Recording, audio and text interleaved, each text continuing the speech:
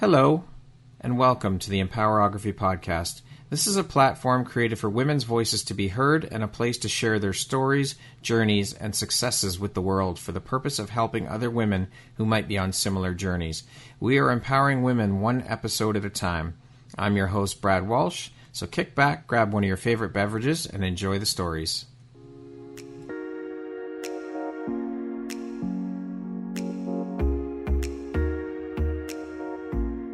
The world needs to hear your message and your story, so don't deny the world of that gift within you that the universe has given you. Someone out there needs to hear your story because it will support them in feeling hope, inspired, and even transformed. Do you want to discover how I help get my clients out of their own way, show up, and confidently share their message? I would love to extend an invitation to you to join me in my free masterclass, Start Your Own Podcast from Idea to Implementation, on Wednesday, April 5th at 1 p.m. Eastern.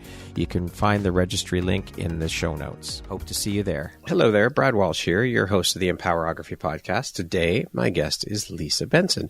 Lisa is an award-winning author who also helps women find their voices. Welcome, Lisa. I am so happy to have you here and grateful. Thank you for taking and making the time to be here with me today to share a little bit about your journey, your story, and the beautiful light you put out into the world through the work that you're doing. How are you today? Thank you, Brad. I'm doing very well. Bright and early for me, but yeah, I'm Yes. excited to be here with you. It's a great conversation. I appreciate you getting up so early in the morning to do this interview with me. So with that being said, let's jump right in. I guess the first thing I'd like to know is, and ask you is, has writing always been part of who you are? Or is this something that is a fairly new path for you? And how long have you been writing? And what was the inspiration for you to get into the world of writing and becoming an author? Wow, that's a big one. And I think writing actually begins with reading. I think as a child, I was one of those kids who loved books and I loved reading. So I think that's where the original love came for words and stories and things like that. And I loved English and was always one of the top students and had this love for language and in English. But I also wanted to write a book. Like Charlotte's Web was my favorite book as a child. So it was just like this inspiration and just this beautiful story. And I thought as a dream, I'd love to write a story that would inspire people. So it's kind of been a long held sort of fantasy, but the reality part of it and sort of the more real part of it was that in 2015, an offer came up for my husband for a job. And I was in a job that I'd been in for, I think it was 13 years, and I was unfulfilled and I was just there for the wrong reasons. Like I loved the people that I worked with, but I wasn't fulfilled and it wasn't stretching myself. And so, but in him taking that job, we had massive discussions about it and it would mean leaving my job. And so he came up with the idea that wouldn't this be a great opportunity for you to pursue this dream of writing a book? So that was just like so amazing for me. And it just was like this synchronicity between us. And then, so probably for 8 or 9 years, I've been doing this as a full-time exercise. And it took over 5 years to write my book, Where Have I Been All My Life? How I grew up after a life of putting up, giving up and shutting up. So that's a whole journey in itself. Which we'll talk about, absolutely. We will. I think that's where a lot of people start with the writing is the reading. I know I was an avid reader as a kid as well, and I remember Charlotte's Web, but I think my favorite book as a kid was Charlie and the Chocolate Factory. Yes. I love that book. Yes, I read that one as I don't even know how many times. That's it. The pages become all yellow and crumpled because you've read it so many times. Yeah, absolutely. What is it, Lisa, that excites and inspires you the most about writing and being an author? Oh, my goodness. Just connecting with so many people around the world through conversations like this. If I wasn't a writer, I wouldn't be having this conversation, but also helping people. I think a lot of people do write because they've struggled themselves and they want to share those things and help other people with what they've gone through. For me, it's, again, we'll get into the story a little bit later, but I don't have any children myself. So it's also a legacy for me. It's kind of that thought, like the Indian proverb, that you're planting a seed of a tree that you're never going to sit under. So it's a contribution thing for me too. It's so exciting to think that I can write something that even when I'm not here in this physical world, that someone may benefit from it and I'll never know that. But isn't that a beautiful thing? It's beautiful and incredibly powerful. I agree. To know that words that you wrote down on a page live on far after you have gone and will benefit someone else down the line. That is very exciting. That's what helps me, motivates me every day. On the flip side of that coin, Lisa, what would you say is one of the most challenging parts about writing and being an author? Oh, wow. Probably dealing with the imposter syndrome and the self-doubt, because I think some people think that they're doing something wrong because this is part of the journey. But I think it is, every writer and every author, I think, has that feeling at some stage. And obviously we go through flows of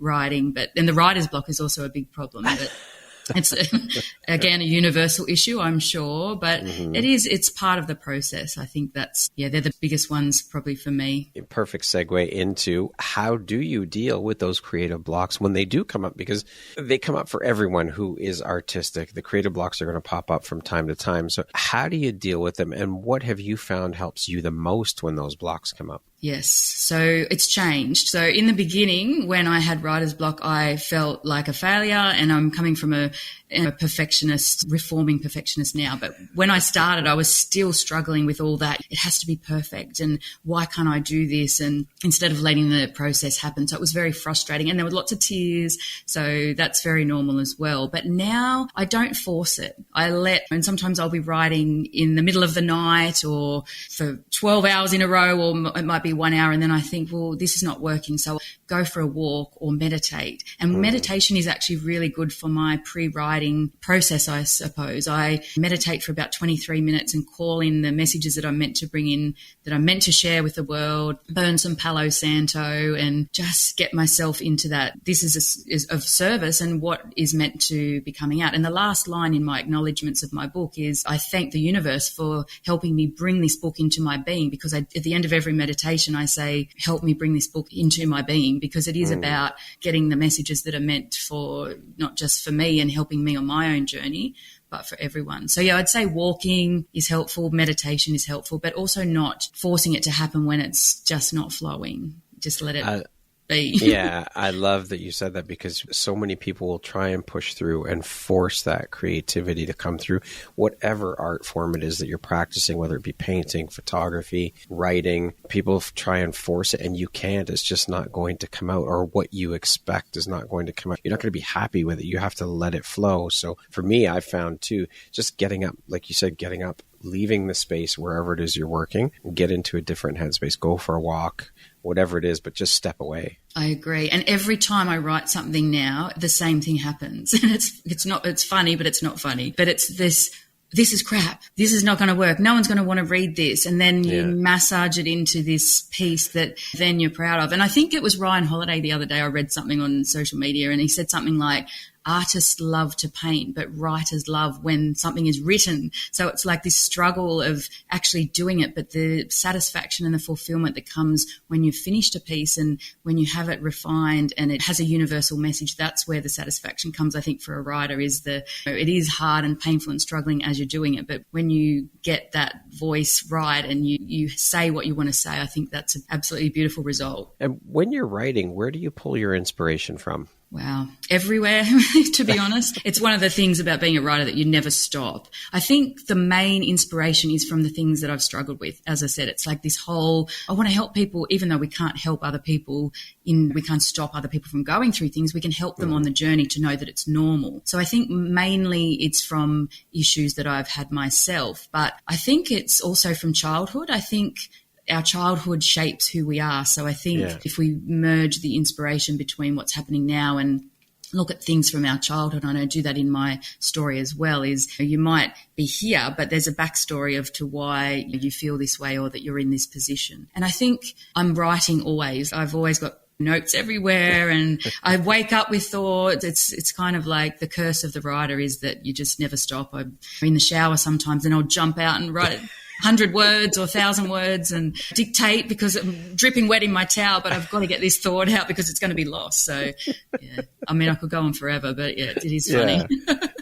As a writer, what do you know now that you wish you knew when you first started out? Oh, that I wish I first knew when I started out is probably that the first draft doesn't have to be perfect. That just let it go, just get all the information out, and you waste so much time editing and doing the grammatical things on all the stuff that gets... I wrote 400,000 words to get my 67,000. So all that, yes, it took a long time, but it was very cathartic. But what I'm trying to say is if you're editing that 400,000 words, you're wasting so much time. All that, you need to get to the actual message. So that's probably the biggest thing that I wish I would have known, and that I will pass into my next book, is that just get it all out and then worry about what's going to be in there, and then do the perfectionist editing. And you can get help with that as well. Yes, absolutely. Yeah. Which authors do you admire? Who are a couple of your favorites, Lisa? I have a mission to read 50 books this year, so that's just a side issue. But there's so much variety in what I read, a lot of self-help. I love Don Miguel Ruiz. The Four Agreements is one of my favorite books. I've read it over and listened to it over and over. I do love Elizabeth Gilbert, Big Magic, with her creativity, and Eat, Pray, Love, seriously one of my favorite books, and inspired me with how she shared that story and made into a movie. And so I love her work, and City of Girls, her fiction as well. In terms of as I was writing my book, I read a lot of self-help. There was lots of research involved, and Mark Wallen's It Didn't Start With You was a great one, transformed a lot of the ways I was thinking about intergenerational trauma and the impacts of previous generations. So you need to stop me because I can just keep going on and on about books. Have you read Don Miguel Ruiz's son's book, The Five Agreements? Because there's another agreement. Yes, I have got that one as well. Yes, I love that one as well. Yes, interesting. Yeah, I love it. Very. Yeah. Very now, interesting. as a creative yourself, I always ask creatives this question because I think it's interesting to hear the different answers I get. So do you think that we are all born with innate creativity? And I think about this a lot myself when it comes to athletes, musicians, artists. There are people that are just born with that natural ability. Like you can tell, like the Beethovens, the Picassos, the Jimi Hendrixes, all of those they almost have an unearthly talent. You'd think that they came out of the womb with a paintbrush or a piano or a guitar or whatever the case may be. They are born with that. But for most of the population, it's something that has to be worked at, practiced, and honed, that skill set. So I'm always curious, do you think that the majority of the population, is it possible for them through practice and all of the things to achieve that high level of skill as those people? I mean, and that's not to say that they don't have to practice. Of course, they practice as well, but it almost seems like it's a little less effort needed to become that level of artist or talent.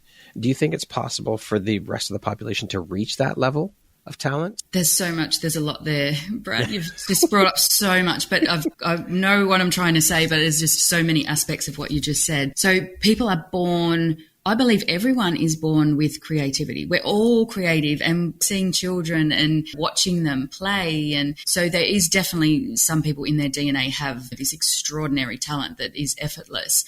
But my honest belief is that every single person is born with beautiful creativity and a unique creativity, which may be, as you said, in singing or art or photography or whatever it is. And I know it's like a cliche, but I use the analogy of, if you said to me, and I'm not a piano player, you need to learn how to play the piano by the end of the year, and I practiced 5 or 10 hours a day, I will know how to play the piano and I'll be able to play a beautiful tune. And maybe if I practice 12 hours a day or 15 hours a day, I'll be really great at it.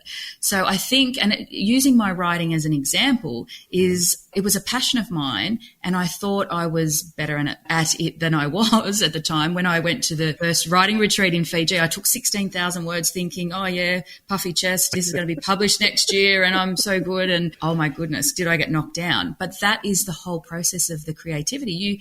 And my husband says it's like an apprenticeship. You're learning how to write.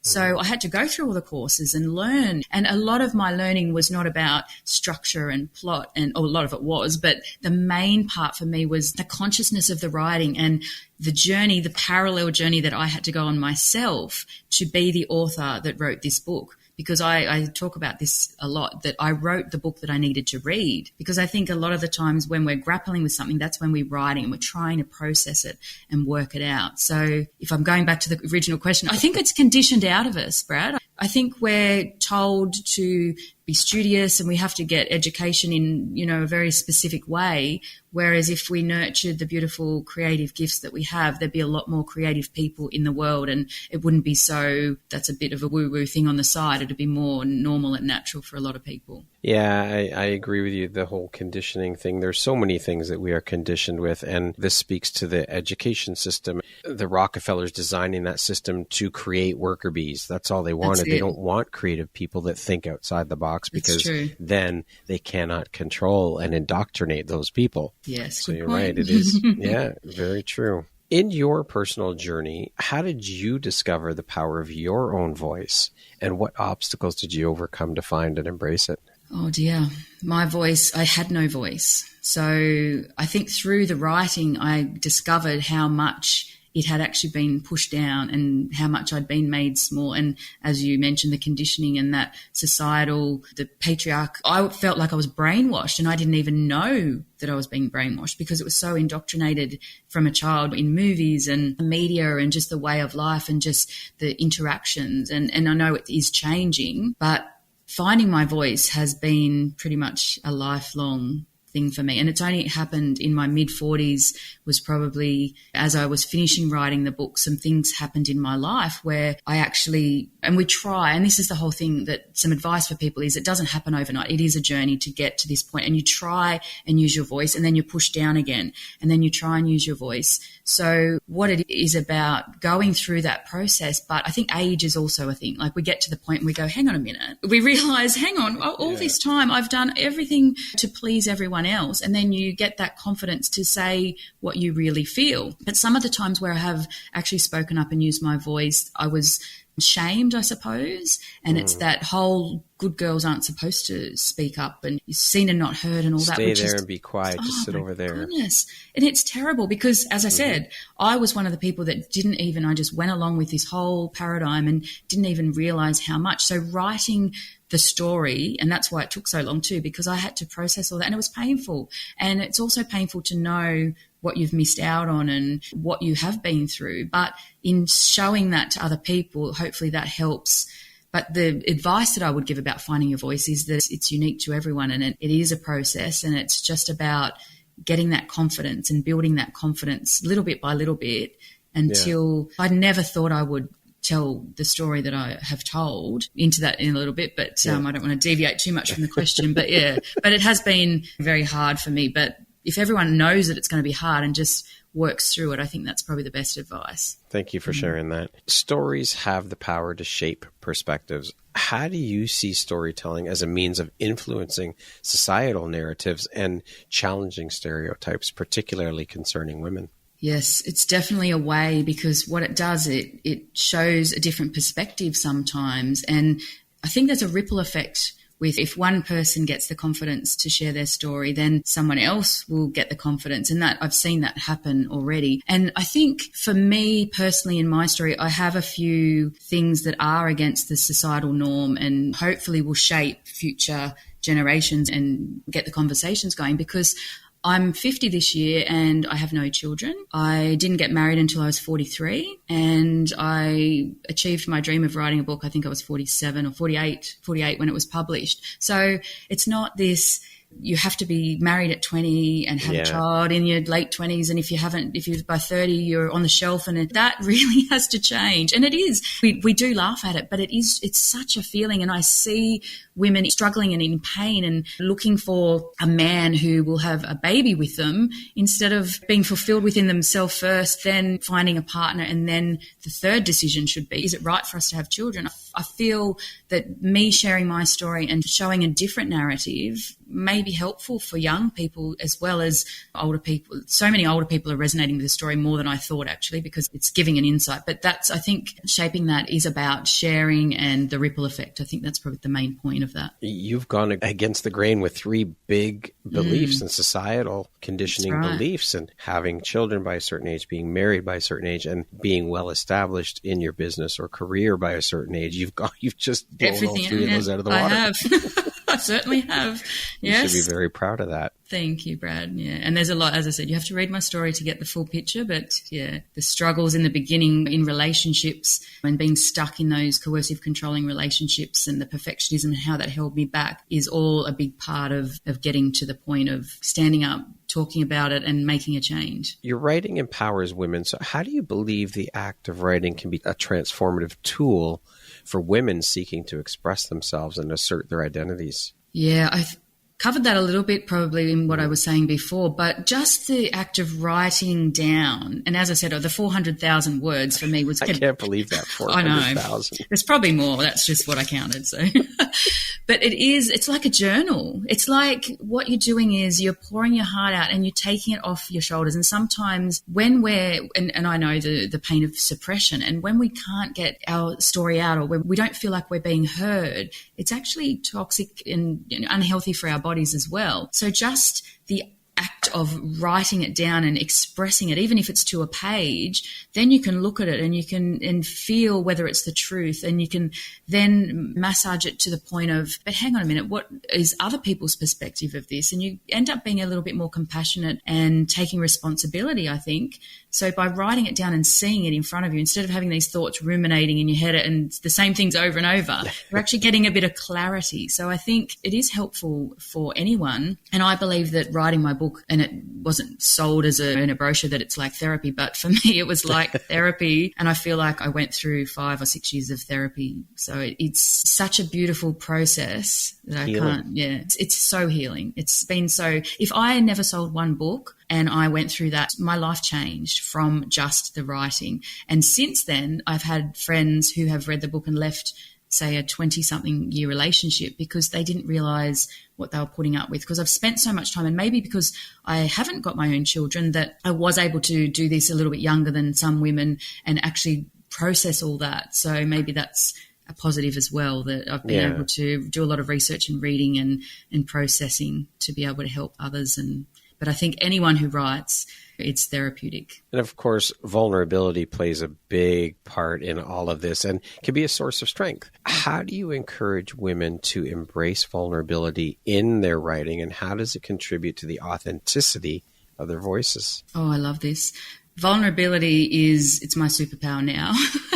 But it was what I did not want to do. I did not want to be vulnerable. That's why I struggled a lot. I don't think we can tell women how to be vulnerable. I think we have to show them. I think by me showing how, and I was at school called Little Miss Perfect. So for Little Miss Perfect, I know, and again, it's ridiculous, but it's just that conditioning again. Mm-hmm. So for Little Miss Perfect to be as vulnerable as I have been, and some of the things that I reveal in my story, I promised I would never reveal. I was going to take them to my grave. The thought of even putting them down on paper for anyone to ever see was petrifying for me. So that's the level of change and the level of vulnerability that I do get to. And so many people that read my book say it's very brave, and they repeat it. They say that is very brave. But for me, it doesn't feel that way anymore because it's freeing. And that's the thing, that the process of showing up and being vulnerable is hard and it does take time. But once you get there, there's this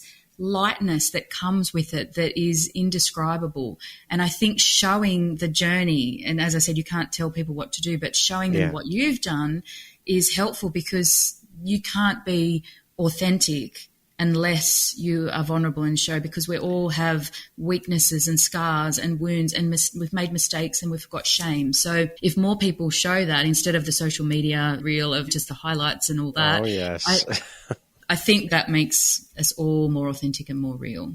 You're right. We have to lead by example. We have to, you can say the words to try and get someone to embrace vulnerability, but it's leading by example that gives others, that's a permission slip for others to do the same when you do that, when you lead by example.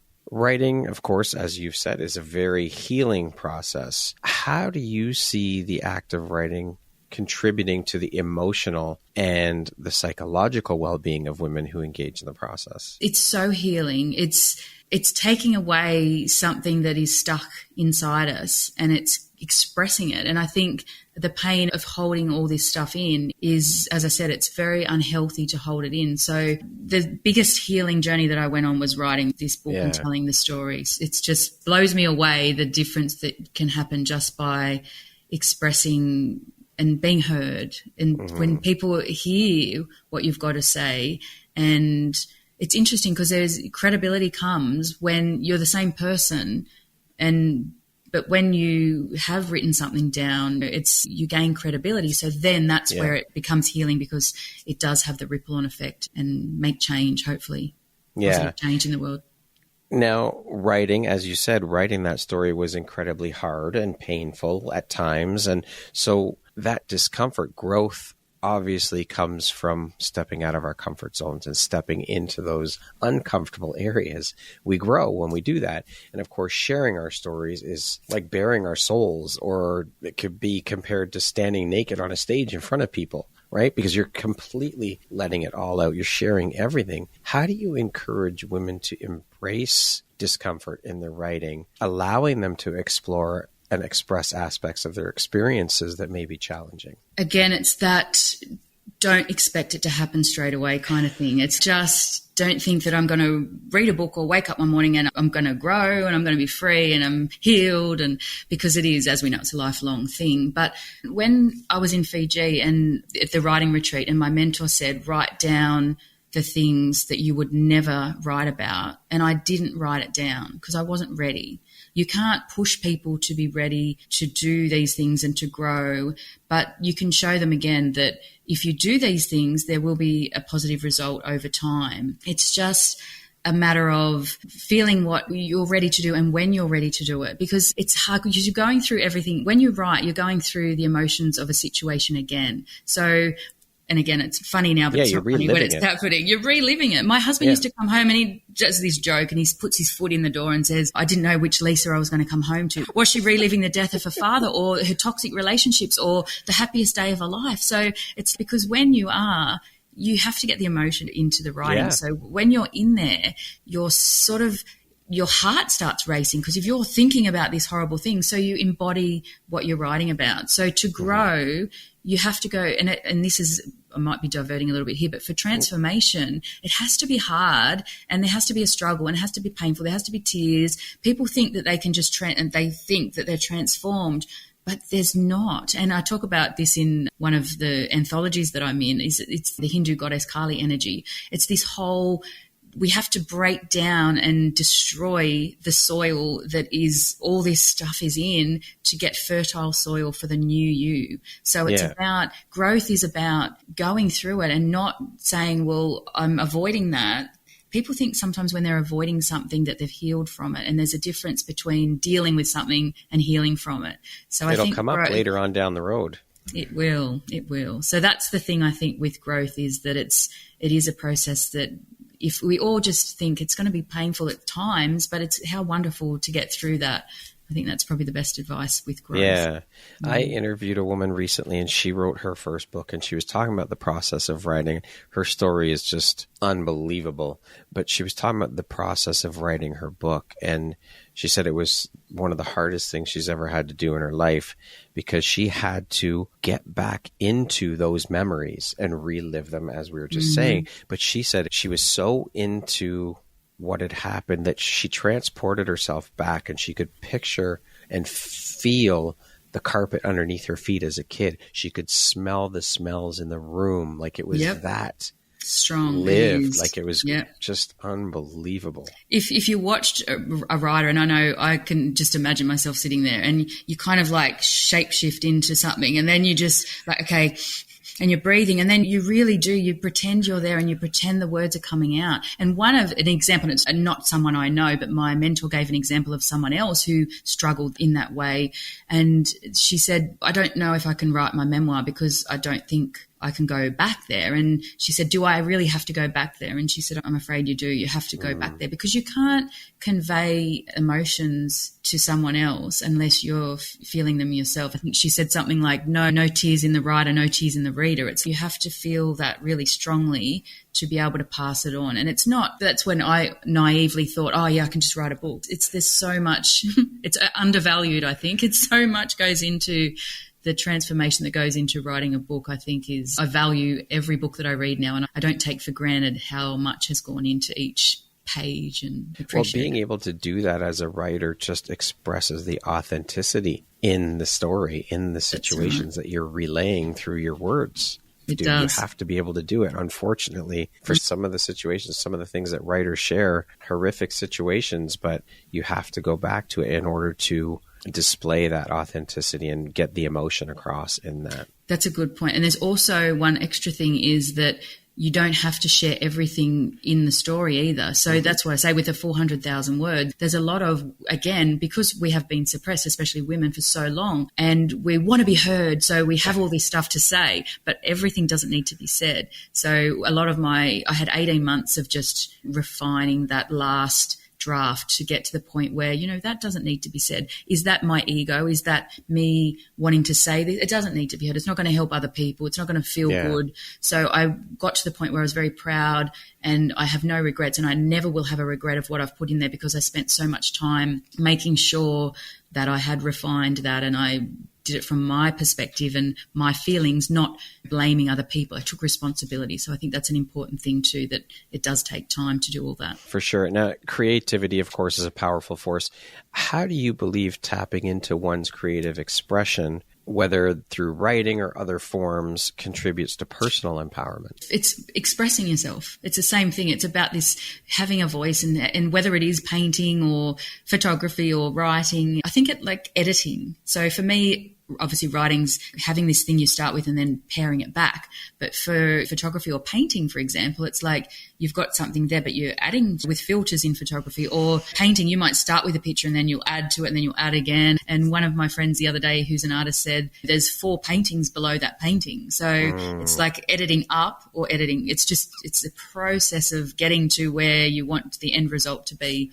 And it's about expression. And to have someone appreciate your artwork or your writing or your singing or whatever it is it's fulfilling. It's fulfilling to be appreciated. Yeah. For sure. I remember the first time I ever sold a print to someone, and the thought just blew my mind that this person was going to hang something that I created on their wall. And amazing, isn't it? It's like it is just one of the most incredible feelings, and so much gratitude for that. That's right. And it is absolutely amazing. It's a contribution too, and that, like I said with the writing, that photo or that piece lives on, could be forever. So it gets passed down in generations. So it's a beautiful legacy. Yeah. So let's now talk about the book. All this talk about writing and the going book. through the process. That thing.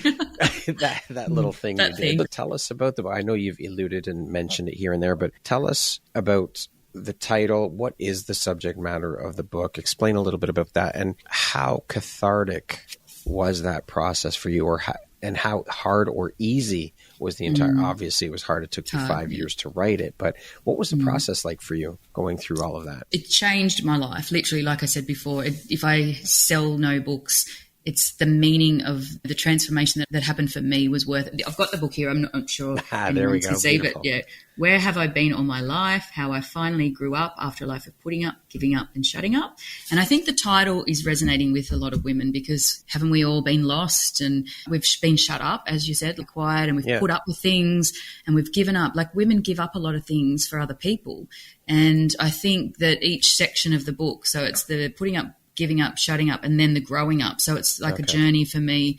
And it's a story of how a smart child, Little Miss Perfect, gets into these toxic, coercive, controlling, emotionally abusive relationships. And I think that I'm so surprised. Well, I'm not surprised, but it's shocking that so many women are resonating because we've all been through one of those relationships. Like people say to me, oh yeah, I had one of those, or people, as I said, are in them. And it's a gentle way of showing, because when I talk about being in that and not knowing how to get out and why did I stay. So my story is from inside it's in that moment and the feelings that if I'm trapped and I can't get out, and why I'm a smart person, why am I stuck here, and how did I get here, and why am I putting up with this? So I think it speaks to people that have been through that as well as people that are in there. But then the journey, the inciting event for me, or the aha moment, was when my father and all of my grandparents, so 4 grandparents and my dad, within 3 years, all passed away. Holy so that shit. I was in my mid-30s, so I was blessed to have all my grandparents in their late 80s. And then my world was just rocked. It went from thinking that I had all this time ahead of me into, wow, like you really have to change something because you're just tumbleweeding through life. So once that happened, I left the toxic relationship. I vowed never to be in one again. And I went on this journey of self-discovery, and I learned a lot about my conditioning and intergenerational trauma and the perfectionism and all that conditioning, and as I said, the brainwashing. And so, there's a love story in there as well, but I don't want that to be the focus because it is all about self-love. It really is. It's about when you find the right person, when you love yourself. So there's a whole story about that. And it talks about obviously not having children and my journey, and hopefully that's empowering and healing for a lot of women who, for whatever reason, don't have their own children. So my decision was a choice, and again, there's 2 chapters on it, so I'm not going to go into it all here, but it's just, the world doesn't end if you don't have children. And now I'm enjoying, my husband has I have stepkids, and we've got grandchildren, so I'm enjoying that. So everyone's life is different, and it's meant to be how it is. So I suppose that's my book in a nutshell. I think it's a lot of what a lot of women feel and have never said or have never heard someone say so vulnerably. But see, that also, again, pieces that speak to the conditioning where women are taught that's your purpose. You're here to have children. You're here to birth children. And that's not everyone's path. And that's okay. You shouldn't be shamed for that. You shouldn't feel, because I've spoke to women who have had problems with infertility and things like that. And they say they're made to feel like they're less of a woman because they cannot birth. And I think that's terrible. And one woman explained it this way: no, I can't have kids, but I can birth other things into the world, like books, that's like beautiful. You've done, that's exactly and other right. projects and things like that. Right. But also, I like that you mentioned that it all comes down to self-love, because honestly, that relationship with self is hands down the most important and longest standing relationship you will ever have in your life. So true. Nothing trumps that. That's very true. Yeah. And I have an article that I wrote actually called "A Childless Woman is No Less of a Woman," because I have had, and until my mid-40s, at least once a week, someone would say, "Oh, you don't have children. Oh, it's not too late." And without knowing anything about my circumstances, oh no. And they always give me an example of someone in their 40s that's had a baby. And it's interesting, isn't it? Why, I know they're trying to connect with me, but why it's so hard for a woman to accept another woman. And everyone's got their own perspective, but it's really hard as a woman to be in, as I said, it's lessening now as I get close to 50, but to be told you have to have children and it's not too late. It's like you failed, but I know that's not the case. But I think we need to spread that, and it is definitely improving and getting better, but it's definitely something that needs to be worked. It's a conversation that needs to be continued, and it needs to have a light shown upon it, because it does need to be talked about, and women need to know that no, you don't have to go that path. And I love kids. I absolutely love kids, and I always thought I would. I never ever imagined my life without children, because that was what I was told it was going to happen. So, but it was more about, for me, that I wasn't in the relationship. I knew in the back of my mind that this is not going to last. So, which is again another, and I did delve into that. I won't delve into that here, but there's all that knowing. Your a lot of women know, they Mm-hmm. know that they're in the wrong place, but there's so much. We could talk for hours about it. We could. Lisa, what do you think your unique skill set or superpower is that's helped you become successful? My vulnerability, definitely. That's definitely a superpower. And my empathy. I really do feel other people's energy. And I see when you're in a crowd and you see someone that's alone or feels uncomfortable, I gravitate to them. I really feel other people's pain and energy. And so I definitely think that's superpower and great skill. Yeah. Speaking of success, how do you define that word? What does the word success mean to you? I think success is when what we are doing is for the betterment of the community or humanity. I think that is success. I think we don't realize that when we're younger, but I think that as we get older, it's about what we can contribute back. So I think that's success for me. What would you say is one of the most important things you've learned in your life? And what was your life like before you learned it? What was your life like after learning it? I think as I said, with my dad's death, I think the lesson would be that time is precious and not guaranteed. Because I had these wide eyes open to, I've got all this time ahead of me, I can fix all this, and there's all this family tree above me, and I have all this time. And I think that when you are faced with grief and so much death in a short period of time, that you think about your own mortality. So before that point, before I realised that time was precious, I just literally wasted time. I was trying to be someone else. I was inauthentic. I had no direction. So I was just like fumbling through and existing, I suppose is probably a good word. So after that, I became all the opposite. So I became a lot more focused. I knew that I was not going to put up. It was a very defining point for me. No more. I'm not going to put up with this anymore. I don't have time anymore, because if my dad at 61 can not be here, then I need to make the most and live this life to the fullest. So I think I became more authentic is probably, and again, it didn't happen like I'm now authentic. It really took another decade, but I it's a lot of work. Began to work on that. So it was definitely a big change in my life completely. It's a huge lesson. Grief is a long, tough fucking road to walk. It is. It's so sad. That's what's upsetting for me. It's so sad that it takes a health scare or a death or something really dramatic to wake up. But we can't help that because we don't know until we know. So it's just life. Exactly. The Benjamin Button. Sure. Yeah, we all need that. Absolutely. To date, what would you say is your biggest high or your greatest win? Being brave enough to share my story. That's it in a nutshell. It was a dream come true, but it also, as I said, changed my life. What would you say is one of your biggest failures, or we'll call them life lessons or teachable moments, and what did you learn from it? I think, one of the things probably was staying in relationships with men that I knew weren't the right men for me, out of fear and out of feeling like I was a failure. And there was lots of other psychological things, like I talk in my book about the narcissistic empath enmeshments and things like that. So the mistake was knowing that I was in the wrong place and not making a change. So I think I learnt from that I had more power than I actually thought I had at the time. So I think for people going through something like that there is a way out and there's hope. And so that's probably one of the big things is I learnt so much from that, and it was meant for my journey, and I wouldn't be in the exact place here if I didn't go through all that. But I want to definitely spread awareness to that, because there's lots of people suffering and feeling stuck in relationships that they really shouldn't be in. And so again, I want to be a voice for that. And it's, as I said, I didn't write the book to make this change, but one of my friends who read the book, who did not realise it's so insidious sometimes, and the manipulation and the control that women put up with, that she didn't know until she read my book, and then she had her awakening. So that's the most beautiful thing, is that makes it all worthwhile as well, just for one person to have that moment where your words land for them exactly. And you might have 10 books and then one just resonates. So I think I've gone off the track here, but no, that's okay. I don't know if I've answered the question. No, that's good. That's good. It's a conversation again that needs to be had. I mean, it's hard to get out of those situations when you're in them, and a lot of the time you can't see the forest for the trees because you're in it. It's very hard. So well said. And that's the fear, is not knowing. You can't see. So that's why showing my story is I show that pain and the fear of, and then the transformation of how I did it. And it's obviously not the same for everyone else, but it gives hope that there is a way out. It's a permission slip. It shows people it is possible, for sure. What does the word empowerment mean to you? Empowerment is having the confidence to stand in our unique power and our authenticity. We're going to jump into a little rapid fire section here. So the next grouping of questions just be 2, 3, 4 word answer type thing. Okay. Okay. I'll do my best.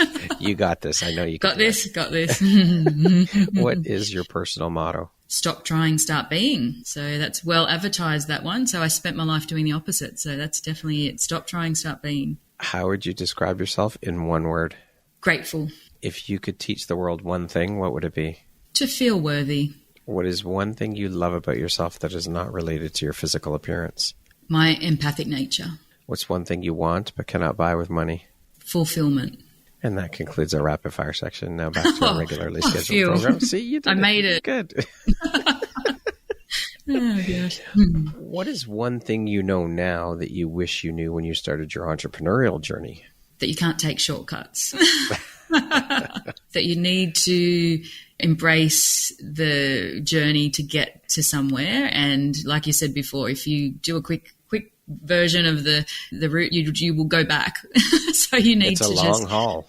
Yeah. You need the experience to get somewhere. You have to play the long game for sure. Yes. There are no magic bullets. There's no magic pills. You got to go through it. That's it. Exactly. It's hard. Yeah, it is for sure. But that's part of the fun of it. It is. It's the challenge. Yeah. And the growth. Yeah. That's when you do see the incremental growth of wow, I did that. And it gives you confidence to do a little bit more. Yeah. Absolutely. To take that next step. What is one common myth about your profession that you'd like to debunk? I love this one. The myth is that I'm not working. So sometimes because I'm home and I'm writing and it's a judgment again and a stereotype, so I'm debunking a lot of those, is that I'm just doing nothing. Whereas to me, the honest truth is that it's been the hardest work of my whole life. Yeah. And the judgment from others doesn't matter, and it's not. But for me, I feel when people resonate or send me a message, or that is so fulfilling, and that's when I feel like I feel wealthy in my heart, I suppose is a way to put it, because I'm not doing a traditional job where I'm getting paid, but I'm getting paid by spreading the word and having people resonate. So I think, the judgment of that was in the beginning was hard because, again, it was early on and people would say, oh, she's retired at 40 and she's just not working. And but if you only knew that I'm working sometimes all through the night, and sometimes I get up at 2:00 and work till 7. And anyway, I don't need to justify. How did you deal with that though? How did you get through that in the beginning? In the beginning, I just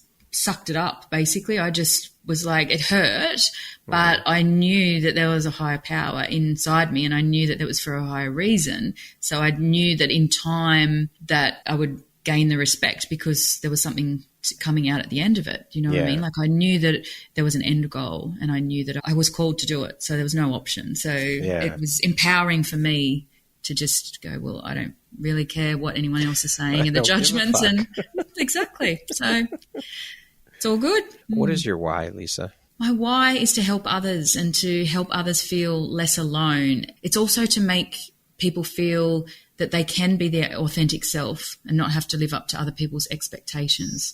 So it's about, sharing my story to empower others and help others to do that. If you could step into my shoes, what question would you have asked yourself that I didn't ask you? Oh, my goodness. How long have we got here? No, maybe what is my next audacious dream? There you go. There you go. So my next audacious dream that I'm manifesting is having my book made into a movie. So, and again, to spread the word.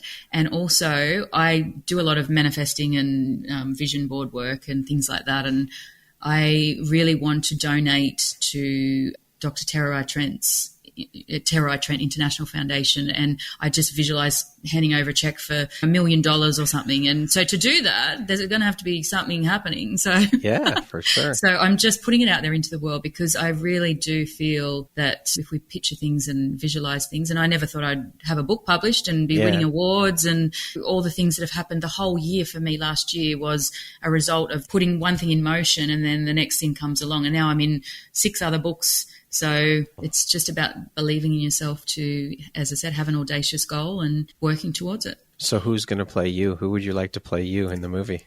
Oh, it's written down. Kristen Davis, who was Charlotte in Sex and the City. Yeah, I've got it every day for about 4 or 5 years. I wrote my book is going to be made into a movie, and Kristen Davis and Bradley Cooper are going to play the lead roles. And I wrote that down. I have the books to prove it. So it's I believe you. Powerful manifesting. If you had the opportunity to sit down and have a 1-hour conversation with one woman, any woman in the world, who would it be and why? Love this question. And I actually have a section in my book that I explain this, because I think when we're younger, we'll say a famous person and of course Oprah. We'd all love to talk to Oprah. But when we're older, we want something more because we've suffered that grief and loss. So, and with our grandparents, there's usually one that we resonate with more or we see more. And so my paternal grandmother is like a spirit angel for me. Like she's a spirit guide, and I feel connected with her and I feel her energy. And I tell the story about how she brought Mark and I together, my husband. But I want to, again, we're talking about empowerment and voices. I want to speak to my other nana, so my maternal grandmother, because I feel she didn't have a voice and I didn't get to know her as much. So I think that if I could have that time, because I feel she had a disability, a muscle degenerative disease, and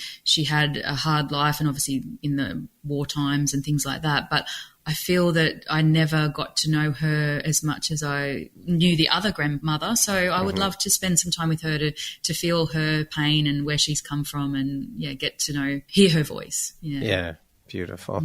If you could go back and give your younger self one piece of advice, what would that piece of advice be? Don't make it so hard for yourself.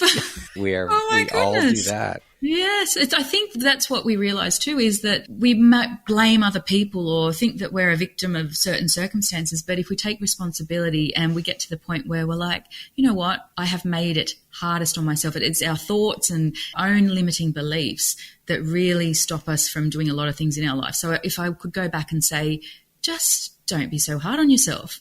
And that's how I'd say it. We are our own worst critics. We are our biggest hurdles. It's unbelievable what we do to ourselves.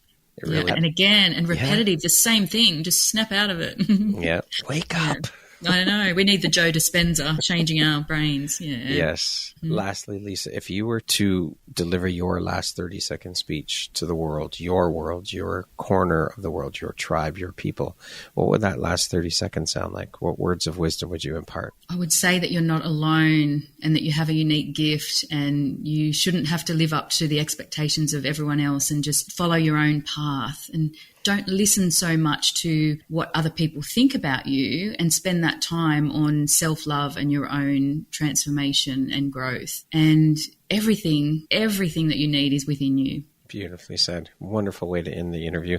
Lisa, thank you so much for being here with me today, for taking and making the time to share a little bit about your story, your journey, and the beautiful light you're putting out into the world through the work you do. I am so grateful to be connected to you and to have you as a member of the Empowerography community. Thank you for all that you're doing. And I'm so grateful. Thank you so much, Brad. That's beautiful. It's my pleasure to be here. It's been an amazing conversation, and I'm just, blessed to be able to be on your podcast. Thank you. Well, thank you. And I love the work you're doing as well. I really appreciate that you are doing this for women and you are making a difference. Thank you. That means a lot to me. Thank you for that reflection. I received that and take that in. So thank you for that. Once again, my name is Brad Walsh, host of your Empowerography Podcast. Today, my guest has been Lisa Benson. She is an award-winning author who also helps women find their voice. Thank you so much, Lisa. I hope you have a beautiful rest of your day. My pleasure. Thank you, Brad. Thank you very much for listening to this podcast. If you haven't yet, please be sure to subscribe, rate, review, and share with all your friends. You can find me at viseuphoria.ca and follow me on Instagram at Empowerography Podcast and on Facebook at Empowerography. Please join me next time for another inspirational story from yet another amazing woman.